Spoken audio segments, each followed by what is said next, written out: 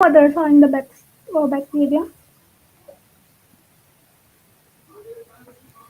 Namaste everyone. We welcome you all in our first session of the Global Youth Summit to celebrate India's G20 presidency.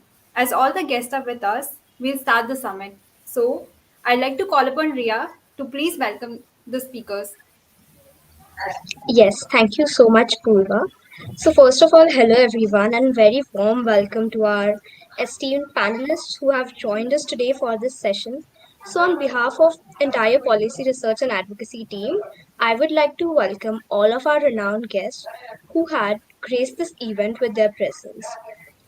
We have with us today delegates from Turkey, India, Indonesia, South Africa, and Saudi Arabia. And we are all very much delighted to have you all here. And thank you for helping us in making this summit a much more valuable and precious opportunity for youths from all over the world to interact. Now, everyone must be wondering, what is the summit for? And what are the objectives behind this summit? And why are we organizing this? So, Sarkari School is a non-profit organization that works in the field of education, child right, menstrual hygiene, etc. And we, the Policy Research and Advocacy team under Sarkari School, are are actually a team of policy enthusiasts and researchers. And in the midst of India's G20 presidency, we wanted to have a youth summit where we can have a comparative study on educational models of all the G20 nations and take inspiration from each other and find a way forward to learn and grow. We all know that young minds are full of ideas and innovations, and they should become the force behind fulfillment of SDG Goal 4, education for all. Through the summit, we aspire to connect youth for such change and to build a better future for us. Here, we have our speakers who will present their perspectives and give us insights into the educational models of the countries. So I hope everyone is equally excited as I am. And without any further ado, let's get started with the session. So, now, I would like to hand over to Purva. After the brief introduction by Ria, I'm sure all of our speakers are aware about the summit and our organization. So, without any further delay, let us start our long awaited summit. And Shraddha, could you please help us in calling our speakers? Okay. Hello everyone. So we are very good morning, and we are having this summit. So for the first speaker, I would like to call Mr. Enes Kosar from Turkey. Let me introduce him first. So Enes took part in various non-governmental organizations in producing projects and gaining experience. Within various research centers, he has also delivered work on frontline research and analyzing public policies and their societal effects, alongside conducting field studies. For nearly 4 years, he has served as a board member at Science Ambassadors platform, aiming to promote and spread the culture of science in Turkey through various summits and projects. By taking part in the planning of tomorrow's Education Summit and the Turkish Airlines Science Ambassador Summit, he has hosted accommodations and government officials from different countries in Istanbul. At the same time, as the coordinator of MOR Science magazine, he obtained a motivation to build an intellectual bridge by providing a common ground for science to reach different segments of society. In 2021, he took part in G20's official youth working group too. So, Anas, I welcome you to give your speech. Please, Anas. Thank you so much for your brief introduction. Good morning, good afternoon, everyone. Dear guests, distinguished students, honorable organization committee, and fellow speakers, today I am truly honored to share the same ground with you all. Indeed, much excited to spend the day thinking and sharing on developments, especially coming with education alongside wonderful minds out here. Well, in 2020, I've obtained my bachelor's degree from a university in Istanbul in political science and international relations, with a double major in faculty of education. And also, for a quite period of time, I've been taking part in various non-governmental organizations, in research centers, and producing projects that serve frontline live societal policies And when I've got this invitation, to be honest, I was very much excited to be here. And I reflected back to my further work that I did in the past years. So I'm very much looking forward to deepen the discussion. So thank you.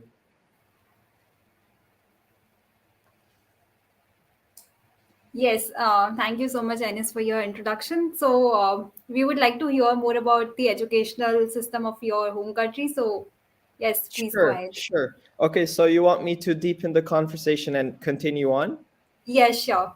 All right, all right. So, reflecting, well, within the 2021 Y20 summit, we've worked with fellow young delegates from all around the world in seeking a better future for all, and most importantly, reflecting the tomorrows that we young ones demand to live in.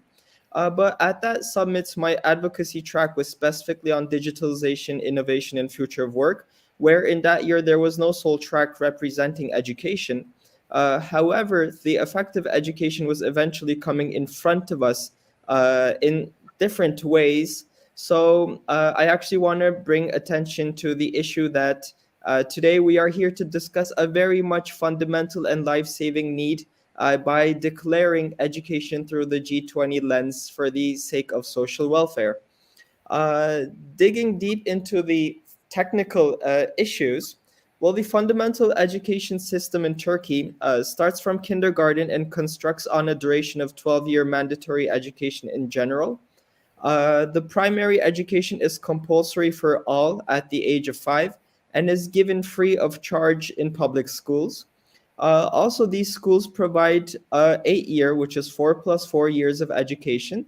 There are also private and paid schools under state control. What I mean by this is the curriculum is centralized, and eventually the Ministry of Education does follow what they do. Well, in most of the primary schools, the foreign language starts from fourth grade. And the purpose of primary education is to ensure that every child acquires the basic knowledge, skills, behaviors, and habits to become a good citizen and is raised in line with national moral concepts and it is prepared for life for the next education level parallel to his or her interest or skills. Well, after that, there comes the secondary education, which is also compulsory for 4 years and covers general, vocational, and technical high schools regarding the choice of the grades of the student. The purpose of the secondary education is to give students a minimum common culture, to identify individual and social problems, to search for solutions, to raise awareness in order to contribute to the social, economic, and the cultural development of the country, and to prepare the students for higher education, or most importantly, for profession, for life, and for business in line with the interests of that person wants. So after that, well, most of the high schools, which I could say are owned by state and provide free educational opportunities. There are also many private high schools too, which are paid by the parents, of course. Coming to higher educations, we could say that universities, faculties, institutes, higher educational schools, and vocational higher educational schools or application research centers are considered as higher education institutes. Well, the Turkish education system is accredited to the European credit system as reflecting on from the Bologna process. So, which we could say that the university curriculum out here in Turkey is actually in line with the European curriculum. And furthermore, it leads to further higher education to master or to doctorate degree, either within Turkey or internationally. Well, reflecting on to the educational journey from day one to entering professional life, there are certainly ups and downs that students witness, which we've all witnessed as well, which some come from personal reasons, while others come from a big range of reasons, such as systematic agenda setting. However, today I want to holistically speak the issue, especially approaching to the issue within the outlook of development and education. Embracing and filling each other is actually the gist of policies directly investing in state and society welfare within policy making, I believe. So, indeed, I assume that we need to approach to the topic in two fundamental pillars, which we could say there is a quantitative side and also a qualitative aspect too. In other words, there is a technical and a cultural sides of it. So today, if we are here to discuss development, I believe we all need to say that for us to really trigger development with education, there are two multifaceted aspects within this. So I want to harmonize the two and share them all together, which what I mean by the qualitative and the quantitative side. Well, speaking on the directly impacting ones, lately bringing attention to vocational education and setting a demand towards it has a fruitful attempt of the Turkish national education, where the vocational sector binds broad multi-stakeholder bodies at central and local educational institutions. So, in addition, efforts to ensure one university per province appeals to have had a positive impact on regional development when considered in quantitative standard. But today we need to think it's a qualitative aspect, especially when reflecting on the tomorrows and in considering the jobs and qualifications of tomorrow. Also, we can consider Turkey's spending to education as a key strength. However, a need for a more targeted spending to support equity is the reality of today. Starting from equally broadband access to internet and digitalization, such aspects need to be provided in order for us to think and elaborate on the future constructing power of education. So it is certain that the concept education of which we are talking about today is something purely live, just as how we are. So, I mean by this is that it not only affects, but also gets affected by other surroundings as almost 100%. That brings us to position in the fact that we always need to look at tomorrow's, its development, its tools, and the compounds that it comes with education. So, coming to its personal quality side, when considering the state level attempts, as I want to talk from a broad policy thing, as the teaching profession will be divided into three career steps, which is newly a law proposal within Turkey. This brings teacher, expert teacher, and head teacher. And after the teaching candidate period, experts teachers of 10 years will also be able to complete their education on being a head teacher. And if they pass the exam, they will be able to become head teachers and receive an additional degree. At the same time, adding to their salaries will happen as their rank rises. It is aiming to provide important incentives for postgraduate education in embracing new literature actively to teachers. So, what I mean by here is that we could see that in Turkey, directly teachers are being sported, and directly teachers are trying to be more qualified as opening higher education standards in them. Because normally, to be a teacher, until the late law proposal, you do not need to have a postgraduate education. Just being a graduate of Faculty of Education bachelor's degree was enough. But at the latest law proposal, what they did was they wanted to bring quality to teachers, and they wanted to give an incentive for teachers to be open for developments.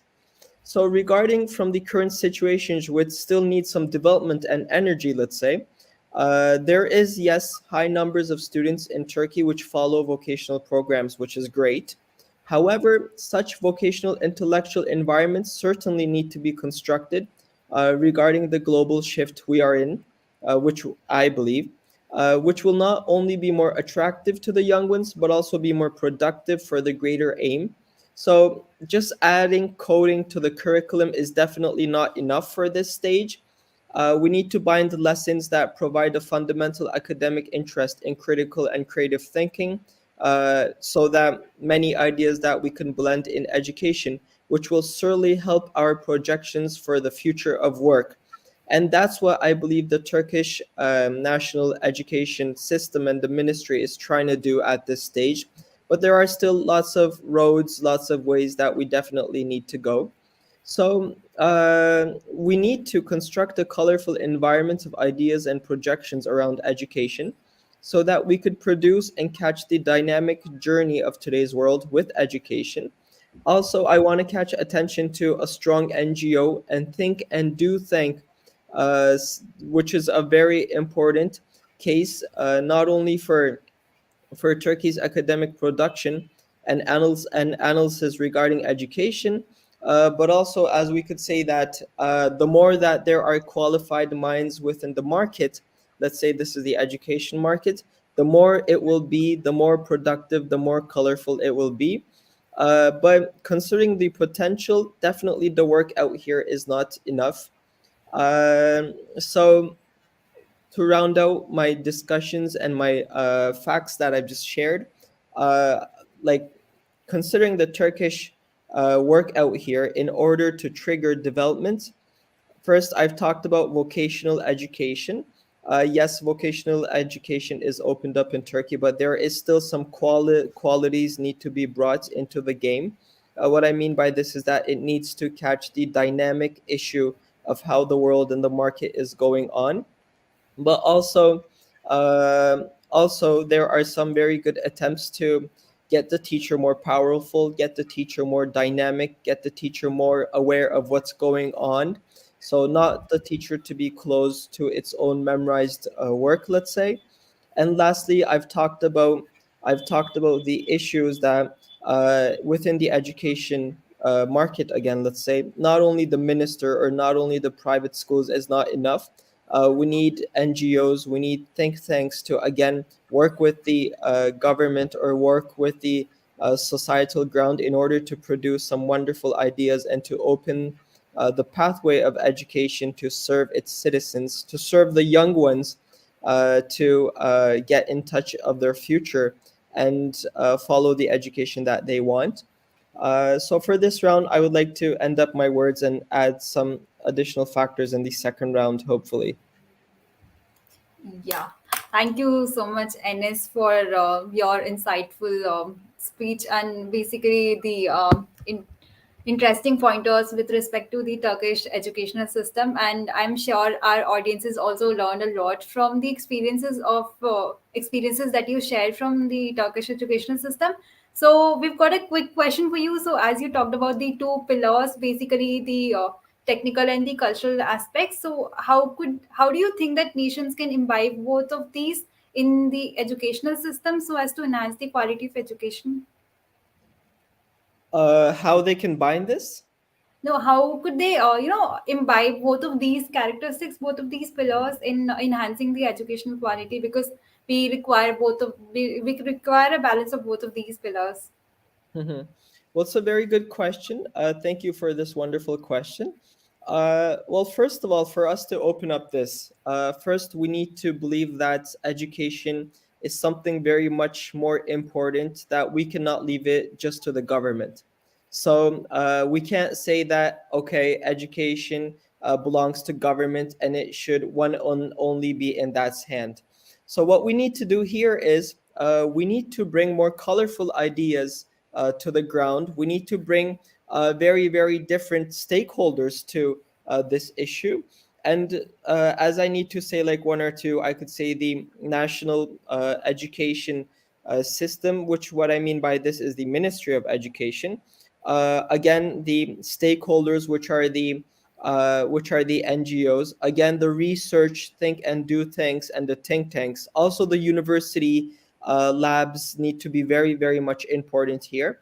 So, because when we just leave it to the government, obviously there will be just the technical side. So they will just like focus on the technical curriculum aspect. But when you bring like other issues as the societal NGOs or the societal impact seeking foundations to the game, which I believe, for example, reflect on from your work of what you are trying to do. As We Citizens Foundation today, you guys seek to organize a very good, wonderful program and to actually enhance and embrace the issues and the minds which are trying to produce for the sake of education and for government. So if we leave just this issue to the government or to the ones who are doing this as a clerk, obviously it will just stay in their minds or in their scope. So for that reason, we need to make it a more richer intellectual arena for discussions and new ideas to come.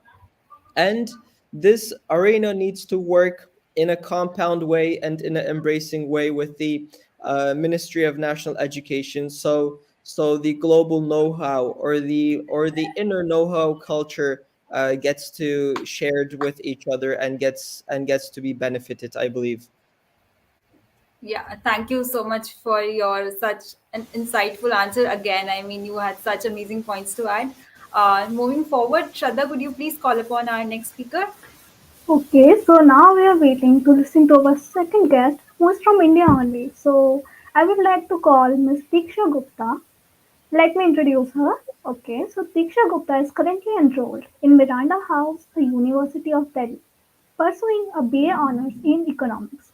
She is working as a National Executive Member at Studometrics and a Y20 Educational Synergies member at Studometrics. She is an avid reader and loves writing. She is aspiring to get involved in international relations, public policies, and economics. So I would like Ms. Diksha Gupta to speak her speech.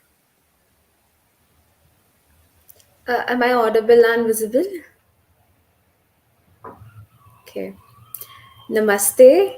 Thank you for such a warm and lovely introduction. It means a lot to me to be here in the platform and speak about my country's education system. I needed to share a PPT. Can I do that? Sure, you can do that. Okay.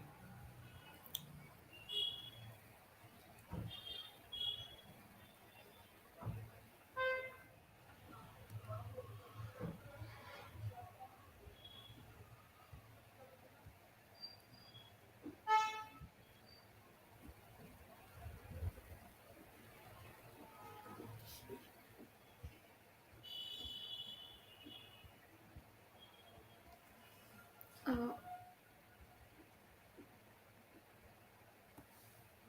yeah, is it visible? Yes, it's Yes, visible. Diksha. Okay, yeah.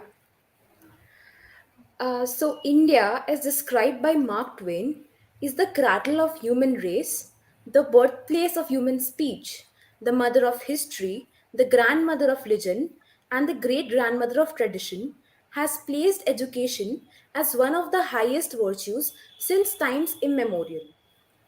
Teachers in Indian society have always been accorded the highest respect in the cultural society since ages. I believe that it is quite important to know the past background of any matter at hand to understand it with better clarity. So, I would like to introduce you to the enriching history of the Indian education system before diving into the present scenario. So, during the ancient Vedic ages, as you could see, there was existence of gurukuls. Here, there was a teacher or called guru, and these are the disciples who lived with him and learned the traditional knowledges of religious studies, warfare, astronomy, sciences, and traditional medicine values also. India was home to many famous world universities like Nalanda and Takshashila, whose ruins speak of India's rich past of education. When India got colonized, the traditional education system was sidelined and a European model of education was introduced. Till now, we follow that education system with a few major ratification in the curriculum and syllabus to match the present standards. Now let's dive when India got independence. The literacy rate was very low, a mere 18.9%, where participation of women was even lower.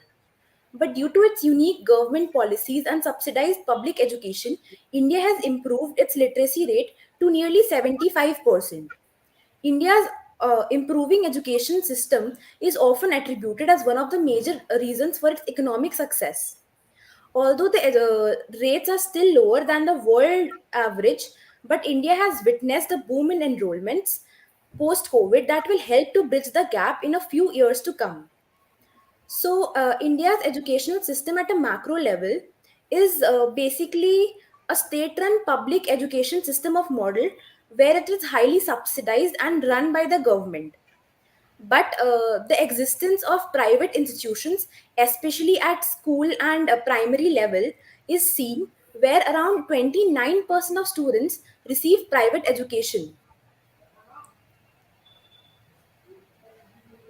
Now, coming to something that has been in the news charts since 2020, that is the ambitious national education policy that will be implemented in India.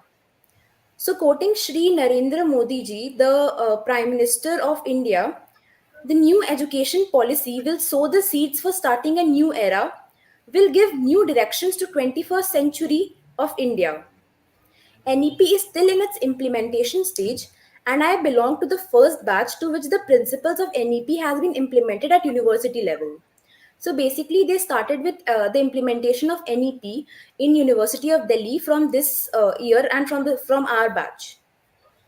I believe that indeed NEP is a pragmatic approach to solve the major loopholes that India's education policy faces and make it robust. So now I would like to explain some of the few key points and changes of how it will transform Indian education system. So India followed the age-old 10 plus 2 plus 3 system, 10 years for primary education, 2 years for higher secondary, and then 3 years for college education. But now this has been changed to 5 plus 3 plus 4 structure of education, where each of these ages and years represent significant psychological development modes of students. As we all know that India is a unique garden where beautiful flowers of different cultures and languages bloom. In our diversity, we stand united. Another beautiful component of NEP is that it advises students to learn three languages, and it emphasizes on traditional language and the native mother tongue to be used in the primary classes. Research has proven that conceptual clarity is better, and that improves the analytical and cognitive skills if we learn in the mother tongue. India is also developing a new method of evaluation system.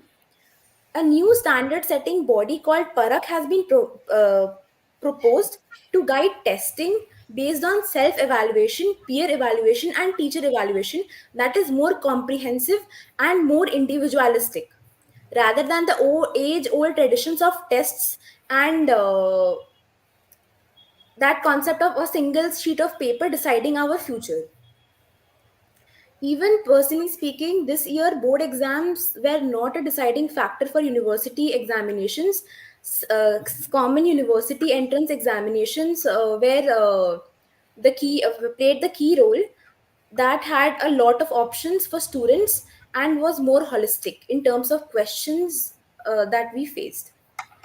One more thing that India faces is around 50 million kids lack basic foundation reading and numeracy skills, although the enrollment rate is around 97% at primary education level.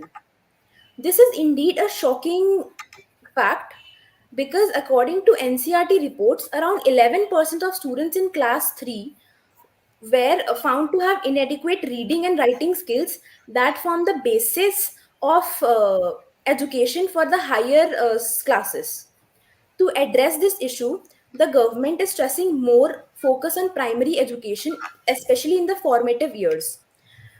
India is setting up a national mission on foundation literacy and numeracy, and the Ministry of HRD, Human Resources Development, has been renamed to Ministry of Education to emphasize more on education. Rote learning and lack of creativity had always been a problem in India's education system since many years. You could have seen that most of the top companies had CEOs that had some Indian background, but we lacked in terms of innovation and uniqueness. But India is now catching up thanks to the government's efforts to transform education.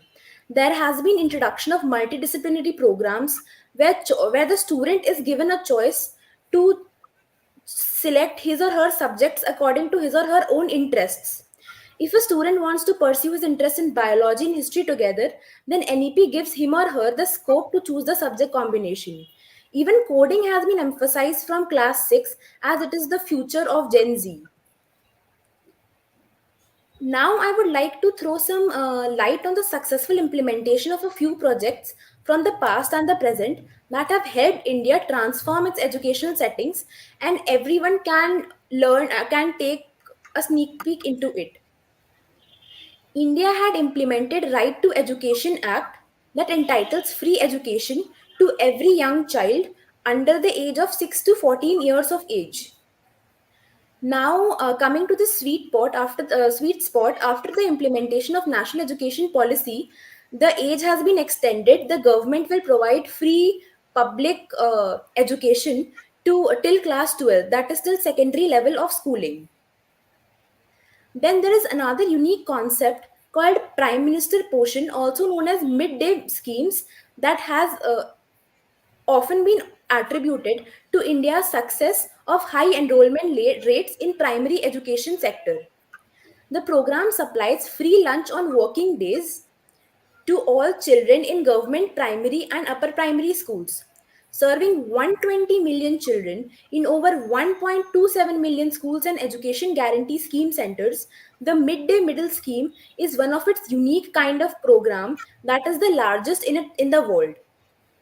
People often think that it was done to end malnourishment in the country, but it was done to bring all those kids into school who belong to very poor families. A proper midday meal was an incentive for them to attend school, which were earlier engaged in farms or unorganized forms of labor. This has indeed transformed the education enrollment rate in primary education, and I hope that it continues for secondary education too. Now, flipping to the other side of the coin, I would like to bring the blind spots of the Indian education system that needs to be addressed very soon. So, what I find is that there is a dearth in the number of teachers. India has a very poor teacher to student ratio in schools, especially in government schools and as well as universities. This is something that needs to be improved upon. There is some good news that the government is focusing on improving the quality of the teacher, and a broad policy to reform the sector is in the cards also. Although NEP is very ambitious, but providing resources like textbooks in local languages and subject experts for the same is capital intensive and time consuming. Such a thing has not happened, as India has around 22 scheduled languages, and providing science books or say mathematics books in every language can be a difficult and a daunting task that is at hand. Dropout rates in the Indian education system is also a very big problem, as students not having sound financial backgrounds need to quit education at some point. I think the best way to tackle it will be to incentivize education and provide scholarships. Although the government does provide scholarships and incentives like bicycles or laptops to girls and other underprivileged students, I think it should be improved upon, and there should be internship opportunities and apprentice as well as trade schools developed especially for training and vocational education. India as a country has come far to improve its education, but I think that there are still miles to go before we reach the holistic model of education that was dreamt by all, especially our forefathers like Gandhiji and Nehru. I'm hopeful that as a community, we can find innovative solutions through such engaging and insightful conversations and discussions. It was indeed a pleasure to be here and discuss India's education stance, and I hope that the sustainable development goal, education for all, is fulfilled worldwide. I really appreciate this noble initiative by Sarkari School to host such great events that will surely make life better for every student. Thank you for having me. Thank you so much, Diksha, for your speech. I must say all of our speakers and our all of our audiences might have learned a lot about our Indian education system. I understand we all understand that there are problems in the Indian model of education system, but surely there are a lot of bright spots as well. So moving on, I would request Shraddha to please call upon our next speaker. Okay, so that was very wonderful and so much information already. So let's listen to our third guest, Mr. Faris Makarim from Indonesia. Faris Hafiz Makarim is an education policy analyst at the Center for Education and Policy Studies, with 4 years of experience in research and advocacy of public policy initiatives, as well as leading educational movements in Indonesia.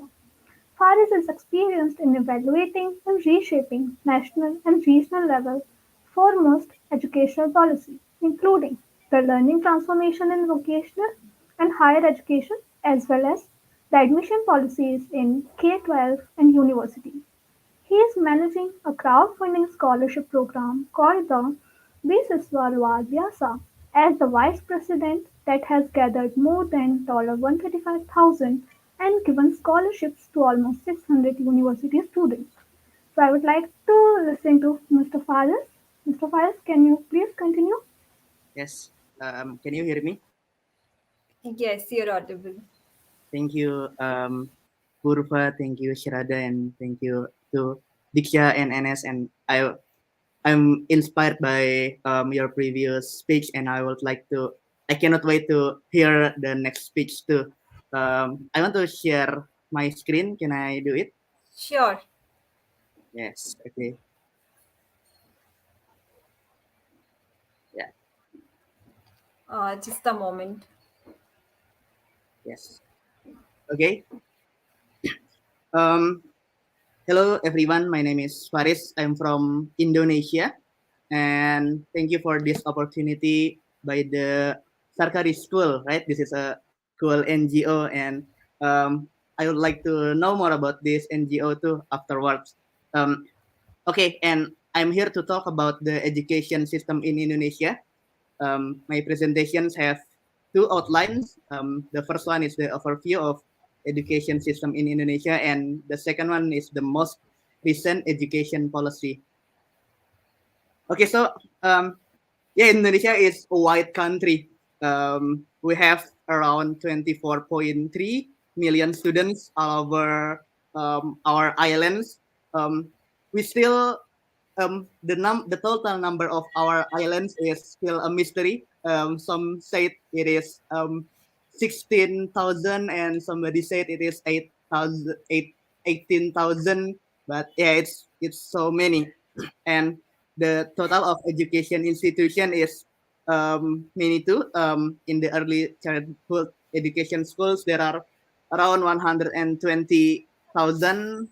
We have also 174,000 primary schools, 60,000 junior high schools, 37 senior high schools, and around 4,000 universities. And the second one is the level of formal education in Indonesia. So you start with early childhood education for around 2 years, but it's optional. You don't have to take it if you don't want to. But the primary schools is compulsory. It's included in the Compulsory Education Act.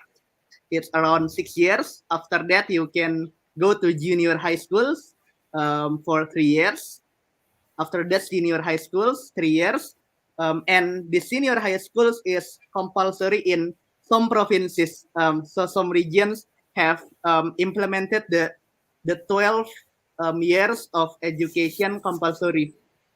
But it's only in some provinces. I will tell you about the uniqueness of Indonesian education system after this. But it's interesting that it is compulsory in just some provinces.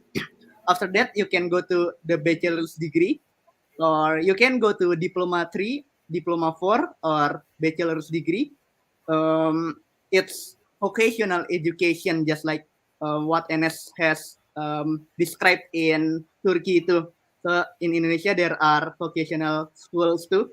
After that, you can take master's degree. But the unique thing here is that you need to have bachelor's degree. If you attend diploma 3 or diploma 4, you still have to like take bachelor's degree after that. But it's not around 4 years because you have done your education in diploma 3 or 4. So you just add more years, around 1 or 2 years, so that you can get the bachelor's degree. After that, you can get master's degree for 2 years, and you can get the PhD after that. Nah, I want to talk about the unique facts about education in Indonesia. So the first one is strong regional autonomy in education. We have 38 provinces. It's like regions, or yeah, it's province. We say it province. And the Ministry of Education doesn't own any school. This is the unique thing about Indonesia. Why? Because the provincial governments own, manage, and fund public senior high schools and their teachers. So the senior high schools are owned by the provincial governments. The second one is city or regency governments. So the city of or regency government is smaller than provincial government, and the city or regency government own, manage, and fund public primary and junior high schools and their teachers. After that, so the complex thing about implementing national education policy is that to implement national education policies, the Ministry of Education need to have good communication with 38 provincial and 514 city and regency governments, and this is what makes this is the complexity, one of the complexity of Indonesian government governance, because the regional have strong autonomy there. And then the universities are technically owned. I mean, the public universities, right, are technically owned by the Ministry of Education, but the universities also have strong autonomy to manage their resources. So, yeah, that's kind of unique too. And then we have strong funding of religion-based education. Many religion-based schools, especially the Islamic ones, have been running even before Indonesians' independence in the year of 1945. There are mirrors of religion-based educations in a level of education with a total of 30,000 schools. So in early childhood education, they have Raudatul Anfal, the primary schools. They have Madrasah Ibtidaiyah, MI. Junior high schools, you have Madrasah Sanawiyah, and the senior high schools, we have Madrasah Aliyah. So yes, we can choose. We can choose whether we want to go to the like normal schools, or we can go to the religion-based education, especially if you are a Muslim. And then almost all religion-based schools are owned by civil society organizations, and the CSO have big political influence in Indonesia. And then the Ministry of Education does not manage these schools, but the Ministry of Religious Affairs does. So this is one complexity of education in Indonesia, because you have now two ministries that manage education in Indonesia. So now I want to talk about the most recent education policy. So what priority are we having now? It is to increase the children's foundational skills in literacy and numeracy. So if I want to share about that's the complexity of the education in my country, and you everyone here must know about PISA, right? So the PISA score in Indonesia, it's not very good. In the reading and mathematics, especially, we have scores that consistently below the average of OECD nations, and we also have national assessment about literacy and numeracy. On the right side, it says that 1 out of 2 students have not achieved minimum literacy competence, while the numeracy thing is 2 out of 3. So I think um, it's really some good priority choosing by our government to choose this literacy and numeracy thing to be implemented, right? So we started several transformations. The first one is new national curriculum. So we are inspired by India's Pratham. That's a very good NGO, very inspiring. We implement the teaching at the right level, and we also use project-based learning in our school's curriculum. The second one is the students can choose their courses according to their interests. So we did this in the university, right? But Indonesia choose to implement this in the school level. So in senior high school, you are not compulsory to take like every courses, but you can choose like, oh, I want to get economic, I want to study about physics, but I don't want to study about biology. Yeah, you can do it now. The second one is new program of massive teacher trainings. So we train teachers to change the paradigm from old school teachers to teachers that can teach at the right level. Of course, to support the new curriculum. The second one is the cultural enforcement to make the trained teachers to train other teachers. So we have so many teachers, even though it's the same as um, India, right? So Diksha said that in India the ratio of student to teachers is low, and it's the same as in Indonesia. So there are so many teachers, but it's still not enough. But we couldn't afford to have um, so many big and massive teacher training. So we push the trained teachers to train other teachers, and then we create and activate the learning communities for the teachers too. And then the third one is the delegation of national examination and the implementation of national assessment. So national examination is high stake, um, and it create the cheating behavior in the students. The students like to cheat because they want to have very high scores so that they can continue to schools at the higher level, which are good, but it's now deleted. And national examination does not test foundational skills. Rather, it tests heavily on contents and memorization. And national assessment, we created it, is basically a copy of PISA because we want to do it more routinely in Indonesia. And it tests the children's literacy and numeracy skills. So this is the current transformations of education in Indonesia. And thank you. Let's get in touch. You can email me, go to my LinkedIn, and you can follow me on Instagram. But thank you for this opportunity. Um, yeah, thank you.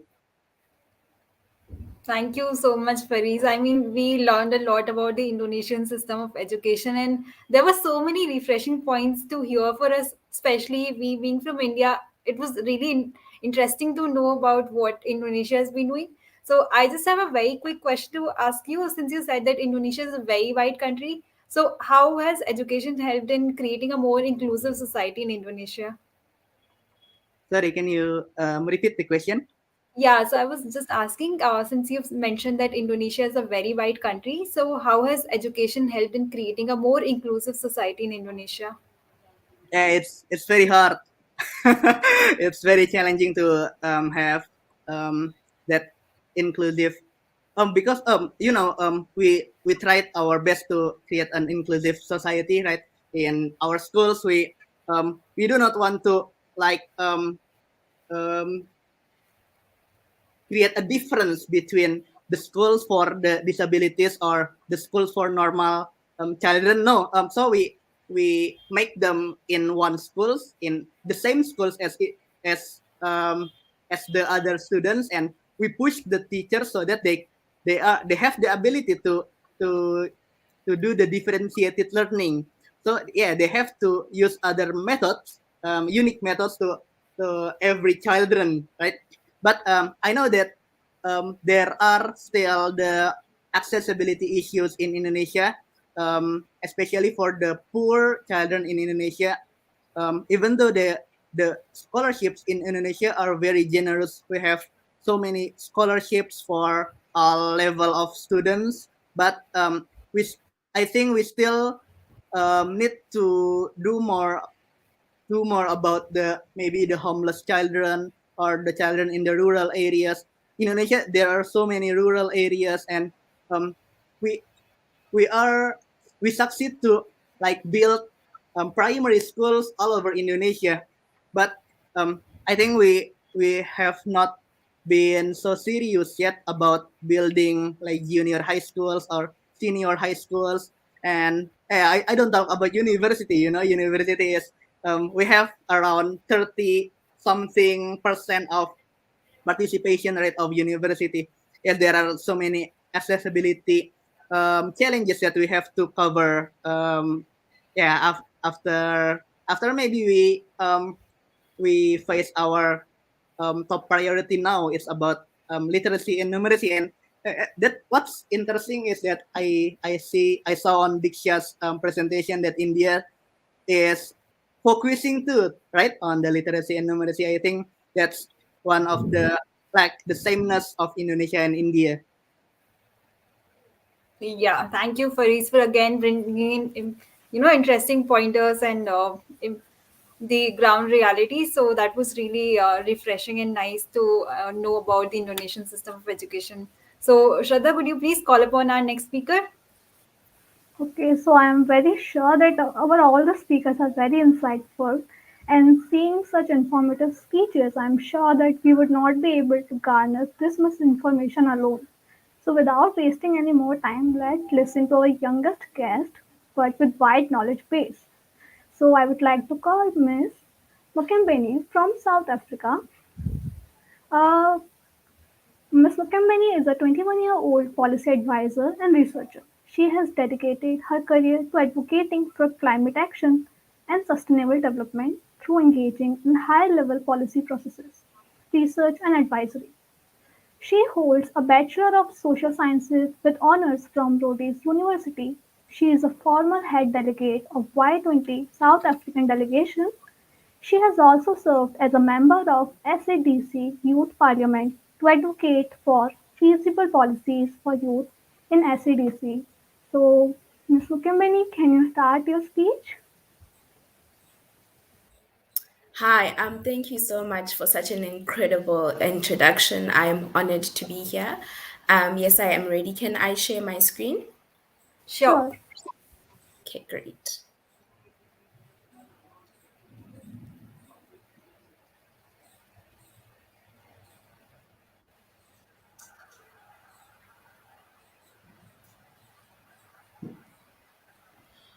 Oh, this is going to be tricky. Please give me a second. Sure. Um,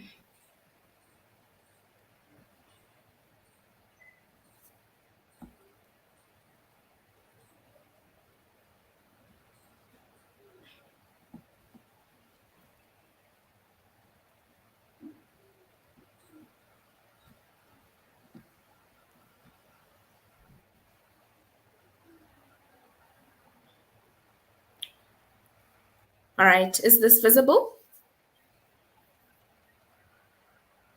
No. Oh, nothing is visible. You will have to grant access, from your side, and then we can proceed further. All right, so sorry about that. Is That's this all right. visible now? Yes, it's visible. Great, great. Apologies for that delay. That's totally all right. Technology is not my strength, unfortunately.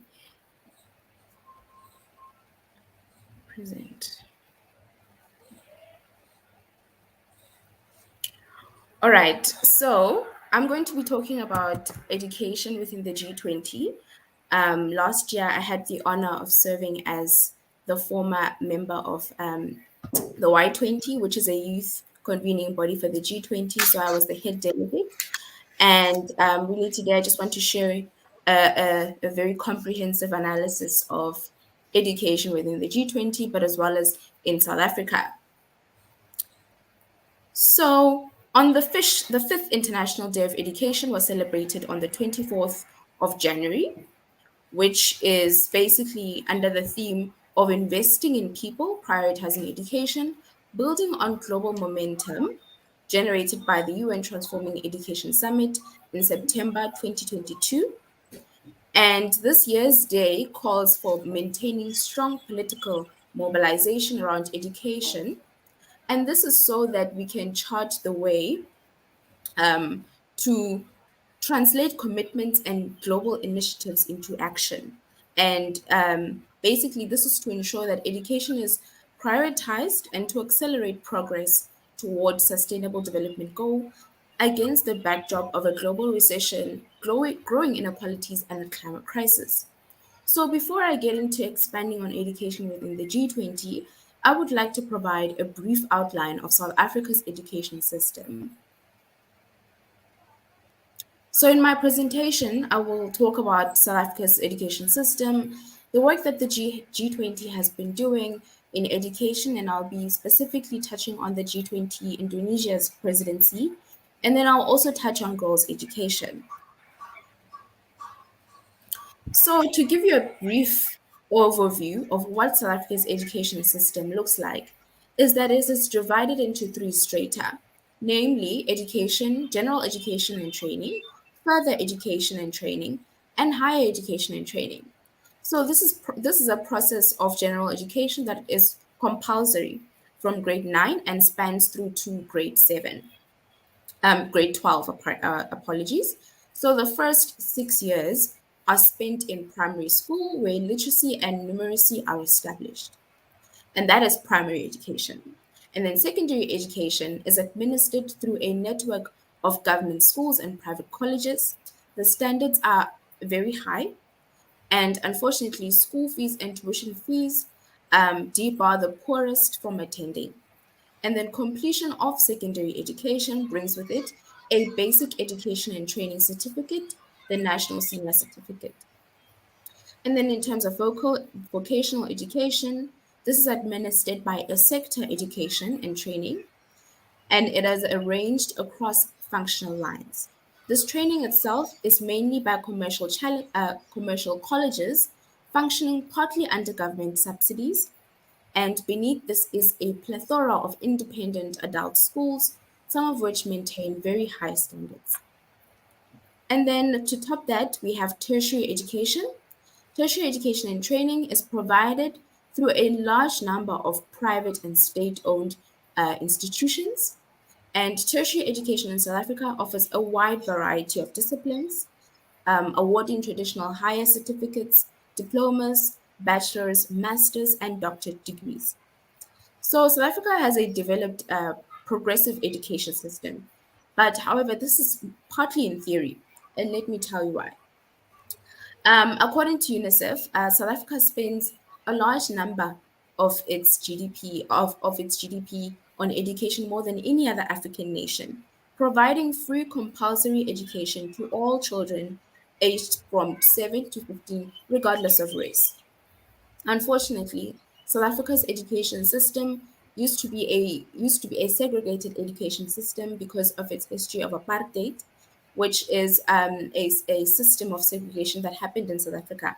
So this has also segregated the education system. But however, the government has worked really hard to ensure that all children have access to education regardless of race. So it has been 22 years since apartheid, and a positive change has been existing. However, it has been slow. In 2013, UNESCO reported a 95% literacy rate among South Africans aged youth, and I think this number shows a great improvement compared to where we were. So, unfortunately, we've had a wide divide in quality standards between previously white and previously independent homeland institutions. So, unfortunately, we have the one of the most unequal systems in the world, and we have schools that are divided in quintiles. So there's quintile 1 to 3 and quintile 4 to 5.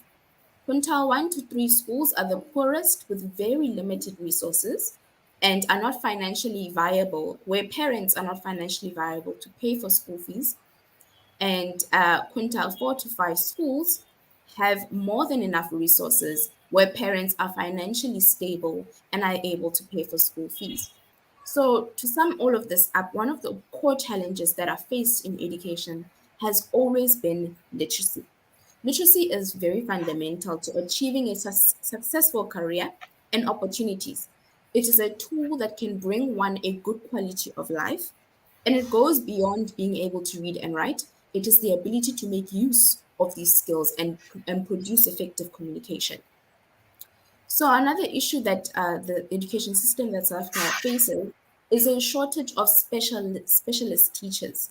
And what the government has been trying to do to mitigate that issue is to upskill teachers and keep them in the teaching profession. They've also been facilitating early reading programs that are gathering momentum to ensure that every 10-year-old is able to read with meaning. South Africa also collaborates with education in the Southern African Development Community, SADC, the Association of Development and Education, as well as in the African Union. It has bilateral cooperation agreements on basic education, among others, with Angola and Kenya.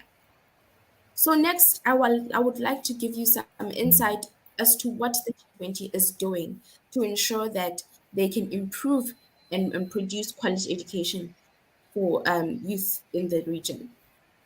So the Indonesian G20 presidency has identified four priority areas, which include universal education, universal quality education, digital technology, solidarity and partnerships, and future of work. So, solidarity and partnerships was at the core of the G20 presidency education agenda because the concept of mutual assistance and working together is a very intrinsic feature to Indonesia's approach to development. And overall, the G20 countries have tried to expand, strengthening school and community networks, and instilling inclusion principles in education to promote participation of students and to ensure that communities who face disadvantages due to gender, diversity, disability, geography, or even poverty do not face any barriers to education. So what they've also been doing is leveraging the use of digital technology and connectivity to improve education access and quality inclusion to um, quality and relevance to future work in determining national and international agendas.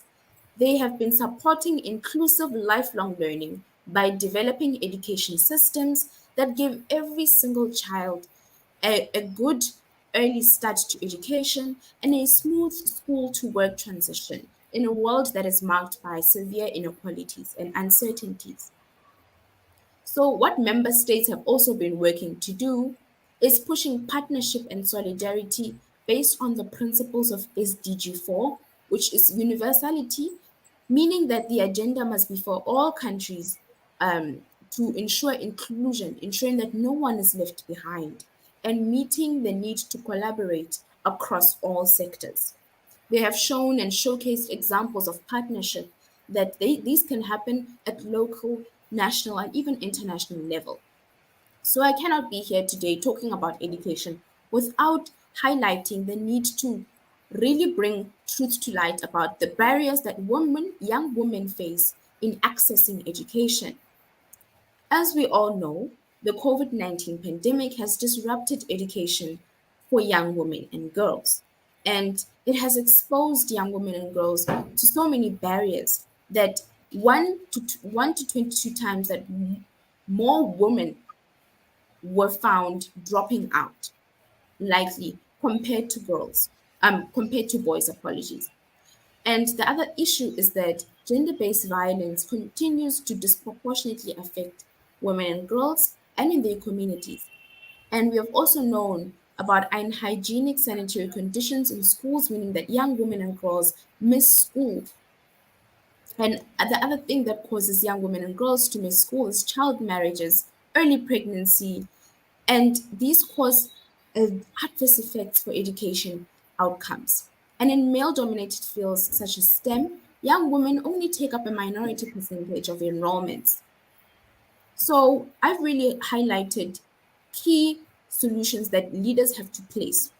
First, decision makers need to ensure that they strengthen social delivery systems to become more inclusive and resilient to the shocks that happen in society. They need to ensure safe and equitable access to social services and opportunities. They need to eliminate harmful social norms through policy reforms and community engagement, and to improve and strengthen the quality and timelessness and relevance of national data collection systems. It's very important to prioritize the responsibility of providing education. Education is a basic human right. It is crucial in improvement of basic life, of quality life. And what we need to do is ensure that we improve education so that economic and social problems can be resolved. As Nelson Mandela has always said, the power of education extends beyond the development of skills. We need, we need the development of skills for economic success as it can contribute to nation building and reconciliation. No country can develop without its citizens being educated. Okay, well, thank you so much to everyone for being here and being able to listen to what I have to say about um, education within the G20 and what can really be done to mitigate the barriers that young people face in accessing education. Well, I thank you so much. I've put my LinkedIn here. You can message me and let's connect. Thank you so much. Thank you so much. A very warm thank you to our speaker from South Africa. It was very informative for all of us, and uh, you really brought forth the point specifically about girls' education. That was really interesting to know because female education is a thing that everybody should be talking about. And I just have a quick question for you. You talked about access, improving access to education, and how that has been an issue. So, how do you think that NGOs have been helping in South Africa in improving the access to education for the marginalized section or the other communities? Well, thank you so much. NGOs in South Africa have been doing quite a lot of work in trying to make sure that they bridge the gaps that government has failed to really produce, right?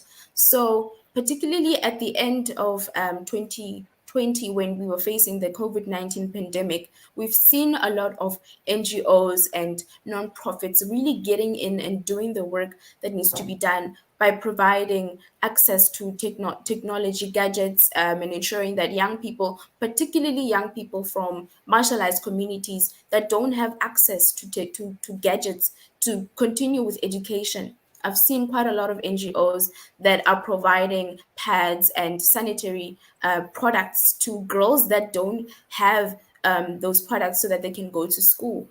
I can go the whole day talking about the work that NGOs have been doing in South Africa. And I think that the work that they are doing is very key, and it shows that government cannot do it all, that it requires a societal, holistic approach, and it requires all of us to really step in and help where we can. So, yeah, I encourage all of you to do what you can to help your community. It doesn't have to be much, but yeah, that's what NGOs have been doing. They've been really stepping in, helping out where they can. Thank you. I hope that Thank you so answers the much. question. Yeah, totally. I mean, getting to know the grand realities and what the NGOs in other countries are doing. So that would also help us in improving what further that we can do and what further that we can learn from the, ground realities and the works that has been done in other countries. So that was really informative. So moving forward, Shraddha, could you please invite our last speaker?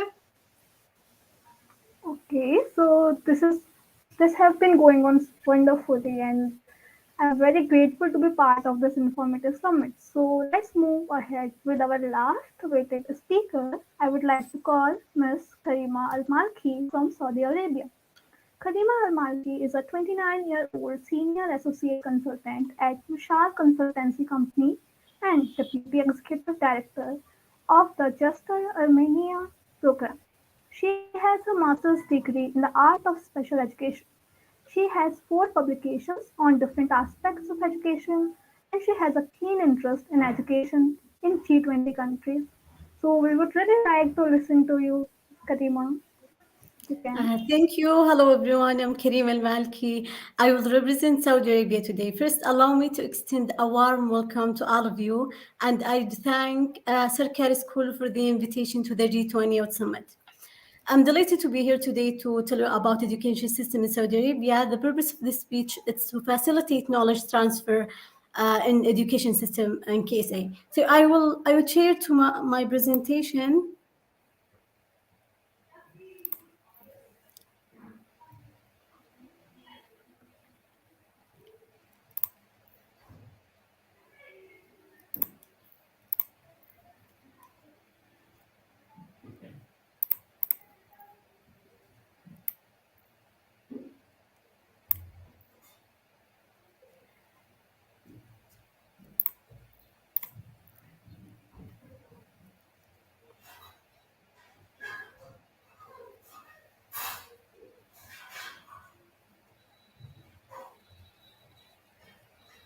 Yeah, is it visible to you? Yes, it's visible. Okay. So Saudi Arabia education system has gone through a huge transformation when the kingdom was established in 1932. Education was available for like a few people, mostly who living in the major cities.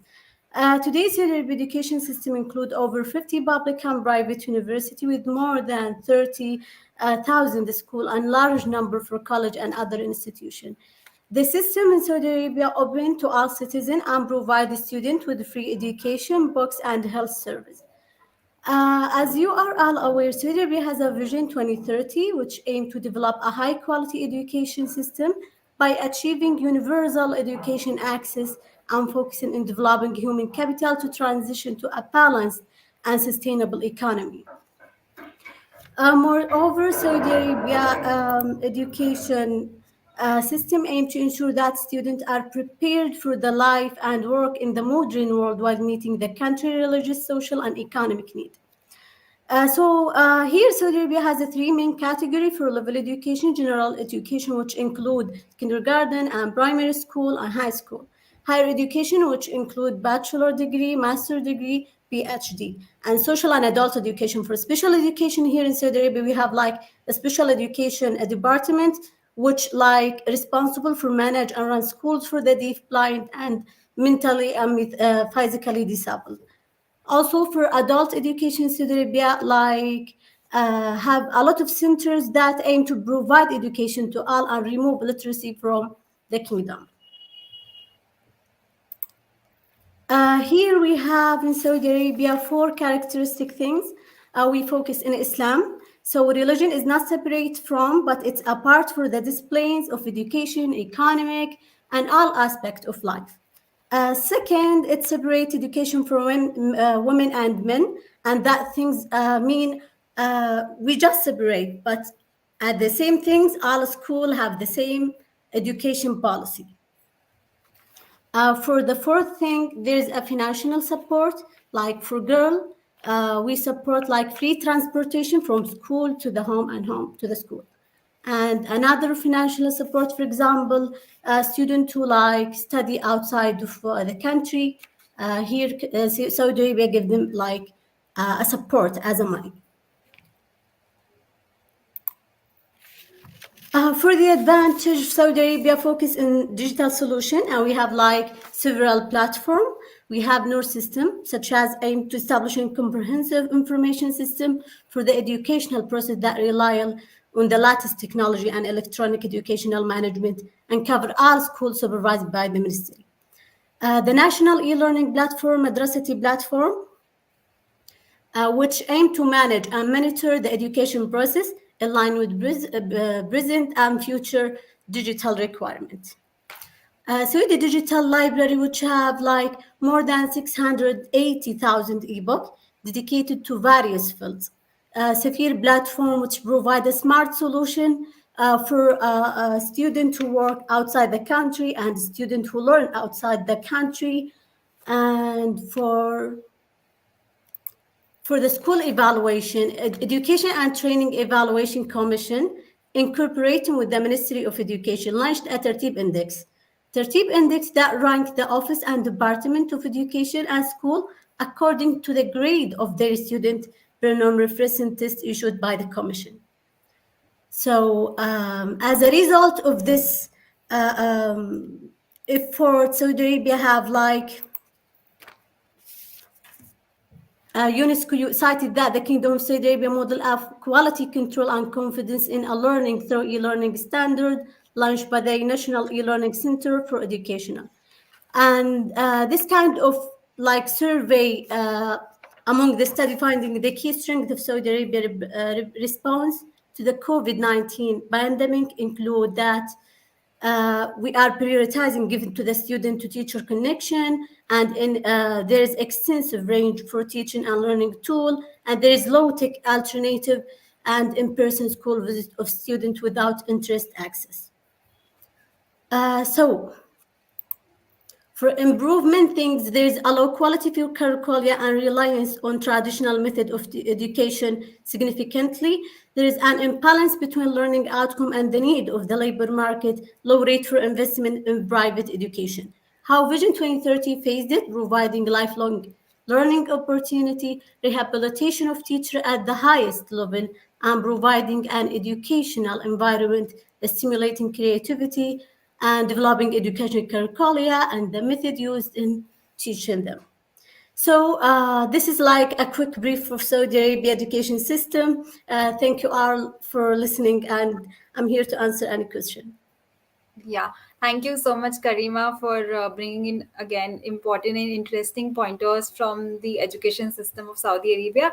So we have a question from our audience. So they basically want to know how are the stakeholders being integrated in the formulation of educational curriculum in Saudi Arabia?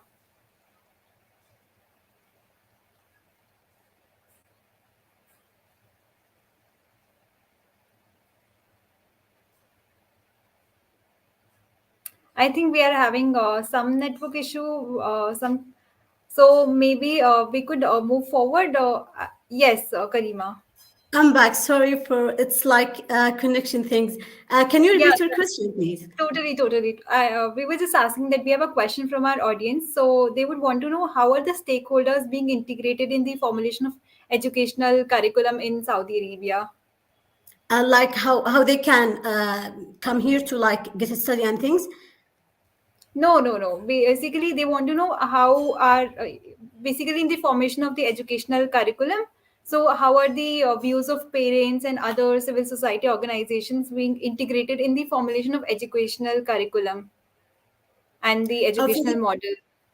Yeah, for the curriculum, it's like centralized. So the Ministry of Education will build that curricula with like a team work, like participant, and they will build it instead of like the private sector and things. Just like centralized, the ministry will build this curriculum.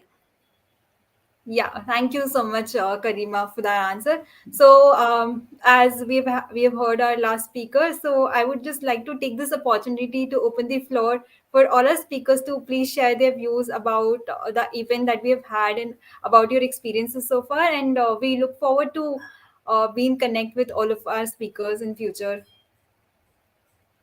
So, please share your experiences that you had and how was your experience in attending this summit in this session.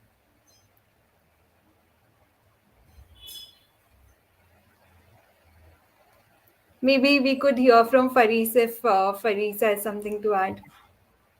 Yes, thank you, Purpa, for the what opportunity. Like this is a very good opportunity for me to like learn every other's country's education system. This is really my first time in doing conversation like this, and I am inspired by how the other countries are like the advantages and the challenges that we are facing. We have our own challenges, right? And I believe that it is our duty to like improve our system of education in our countries. And of course we can collaborate to like improve each other's education system, but this is for our children, like for our children, for our brothers and sisters, young ages. And I think it is very good to if we can have a sustainable connection between us. And yeah, and it will be very exciting to like learn more about each other's education system. So thank you very much, Sharada, Purva, and every speakers here to for the inspiration and for the event. Yeah, thank you, Faris. We also got to learn about some interesting, really interesting pointers about the Indonesian educational system. So yes, looking forward to be connected with you in future. Maybe we could hear from other speakers. Maybe Enes, you could share your experience about our event.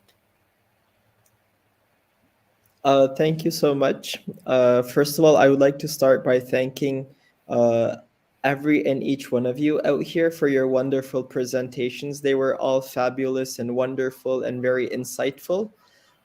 Starting with thanking Sarkari Schools and the organization committee out here. I would like to thank all of you for your wonderful work, for bringing all of us here to the same ground and sharing our insights about our education system and learning from each other, most importantly. It was definitely a fruitful organization, a fruitful program. Reflecting on to the technical issue is that well, to be honest, while I was listening to everyone, just a message that popped up to my mind was that right now, as the whole world, the whole humanity, we're in a very different wave of uncertainty. Actually, we are, for example, on a train which is going very fast to the future. And as the more fast this train goes, the more fast the environments and the things around us changes very fast. So, and today, sitting at this table, sharing ideas about our past, about our future, and our projections are very much important. Especially coming this around education and development is very, very much meaningful. I've learned a lot, and I believe that this type of programs will definitely benefit more to the futures and will give a hand to everyone. So today, I just want to say that it was wonderful. I'm very honored to be here, and I'm very honored to share this ground with you all. Uh, I just want to add this is that we are all in this wave of uncertainty. We are all in this wave, and all the way from Canada to Indonesia, from Norway to South Africa, everyone's in this basket. And putting human centric in the middle of this journey is very much important for us.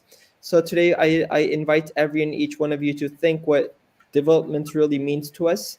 And I want to add by true state developments, true societal welfare promises will only be possible if human developments be possible. And I would like to thank all of you again for today making us sit and try to find answers to this question. Truly blessed. Thank you all. Thank you so much, Enes. I mean, obviously, as you've rightly mentioned, we need to put human in the center of development, and that would really bring in positive changes. And it is very important for all of us to reflect upon. So, moving ahead, I would like to hear from the speaker from South Africa. Maybe she could share her experiences of this event and Hi again, everyone. I'm deeply inspired by the amount of work that everyone on this panel has done and is doing. And I'm also inspired by those who are watching. I want this to be a space where we can grow and really see to the future with a positive light.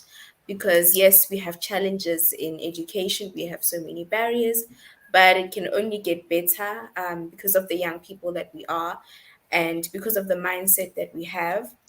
So yes, from here I'm inspired. I'm willing to learn from all of you. I'm willing to collaborate and really just to see that we can make education an accessible, not a privilege, but a basic right for everyone. Thank you. Thank, yeah, thank you so much. We look forward to be in touch with you for our future events. Looking forward to the connection. Moving forward, maybe we could hear from Diksha about her experiences today that she had in attending the summit or something in general. It was indeed great listening to everyone because I think education is a thread that connects all the young people together. This is something we can't go by country wise. Education is something that should be more inclusive, listening to everyone, gathering new thoughts, getting to know the perspectives of my fellow panelists was really intriguing, and I am really glad that. To Sarkari school to provide us with this platform to present our views and more importantly listen from different communities and backgrounds so that we can learn from each other, because I think in this era when everything is uncertain, it is quite important that we learn from each other and move forward as a community that focuses more on inclusivity as well as community building in general. Thank you so much, Diksha. So, as we are towards the end of this panel for today's summit, so I would really like to thank each of our speakers and each of our viewers who are watching this event live. So, really thankful for all of you to participate and attend today's session. We really gathered a lot of interesting and insightful information about the educational experiences that each one of you have in your home country. So, moving forward, now I would like to call upon Arushi for a vote of thanks. Thank you, Purva. As India celebrates its G20 presidency, I would like to quote Swami Vivekanand. He rightly said that my faith is in the younger generation, the modern generation. Out of them will come my workers. Hello, everyone. I'm Arushi, and on behalf of the whole Sarkari school organization, I want to show my gratitude to our dedicated speakers and curious audience for making the session so engaging. I appreciate the professionalism of our speakers who devoted their precious time in researching their educational models and suggesting some awesome reforms. Thank you for giving your time, and you really made a difference. The difference you will see in the near future taking shape. This will not only make our education globalized, but also our track to relations. So we are looking forward to hearing you speak again and collaborating for our future endeavors. Thank you so much. Thank you so much, Diksha. So, with that, we would like to conclude today's session. Once again, thank you to all our speakers. Yes, thank you so much. It was really informative and insightful. We would love to collaborate with you guys in the future. Thank you very much.